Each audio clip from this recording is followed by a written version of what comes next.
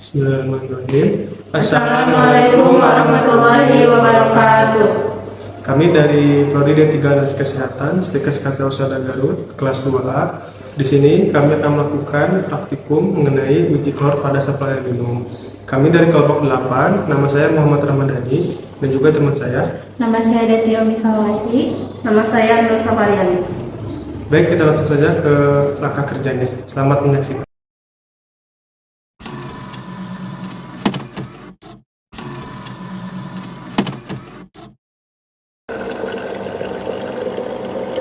Langkah pertama yang dilakukan yaitu menyiapkan alat dan bahan.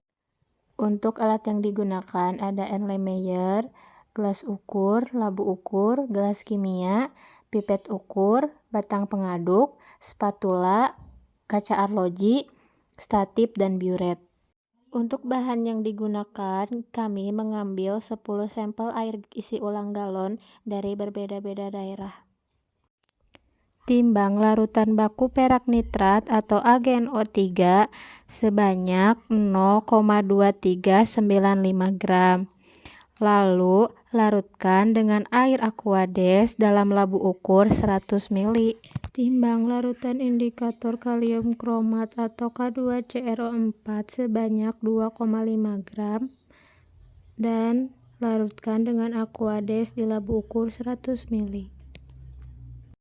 Timbang larutan natrium klorida atau NaCl 0,0141 N sebanyak 0,0824 gram. Larutkan dalam Aquades. Masukkan larutan AgNO3 atau perak nitrit ke dalam biuret. Kemudian melakukan standarisasi larutan AgNO3 menggunakan Aquades dan juga NaCl beserta larutan kalium kromat. Lalu lakukan titrasi sehingga terjadi perubahan warna menjadi merah bata. Selanjutnya masuk ke tahap pemeriksaan klor pada 10 sampel air galon. Tahap pertama, pipet sebanyak 15 ml sampel dan masukkan ke dalam labu Erlenmeyer.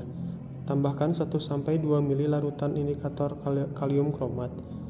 Homogenkan sampai tercampur dan mengalami perubahan warna menjadi warna kuning. Selanjutnya masuk ke tahap titrasi, simpan labu yang berisi larutan indikator dan sampel di bawah biuret, lalu lakukan titrasi dan hentikan titrasi pada saat warna berubah menjadi merah bata. Lalu catat nilai titrasi dari awal titrasi sampai akhir titrasi. Untuk sampel 2 dan seterusnya hingga 10 sampel, perlakuannya sama seperti yang sudah dijelaskan pada saat pemeriksaan sampel 1. Sebelum melakukan perhitungan, kita bersihkan dan bereskan terlebih dahulu alat dan bahan yang telah kita gunakan. Alat yang kotor dicuci dengan bersih dan dilap dengan tisu. Selanjutnya, simpan di wadah yang disediakan supaya tidak berceceran di mana-mana. Setelah dibersihkan, selanjutnya melakukan perhitungan dengan rumus seperti berikut. Langkah pertama adalah menentukan normalitas larutan AgNO3 dengan rumus V dikali N dibagi A dikurangi B.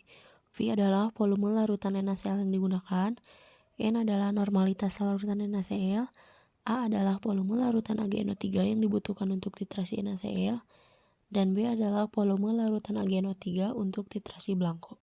Setelah dihitung dengan rumus normalitas larutan AgNO3 didapatkan hasil yaitu 0,60. Yang selanjutnya hasil tersebut akan dimasukkan ke dalam rumus yang kedua untuk mengetahui kadar klor dalam sampel air galon. Di sini ada contoh perhitungan untuk sampel yang pertama dengan rumus seperti yang tertera di layar. Untuk A adalah volume larutan AgNO3 yang dibutuhkan untuk titrasi contoh uji. B adalah volume larutan AgNO3 yang dibutuhkan untuk titrasi blanko. Untuk N adalah normalitas larutan AgNO3 yang tadi hasilnya sudah didapatkan yaitu 0,60. Untuk F adalah faktor pengenceran dan V adalah volume contoh uji. Setelah dilakukan perhitungan untuk sampel 1, hasil yang didapatkan adalah 709 mg per desiliter untuk kadar klor dalam air galon tersebut. Begitupun untuk sampel 2-10, perhitungannya sama menggunakan rumus seperti pada sampel 1. Ini adalah hasil dari pemeriksaan kadar klor pada 10 sampel air galon yang berbeda-beda.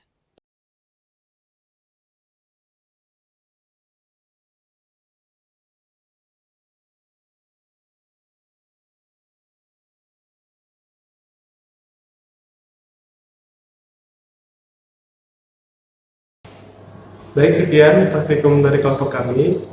Mudah-mudahan bermanfaat dan dapat dipahami. Wassalamualaikum warahmatullahi wabarakatuh.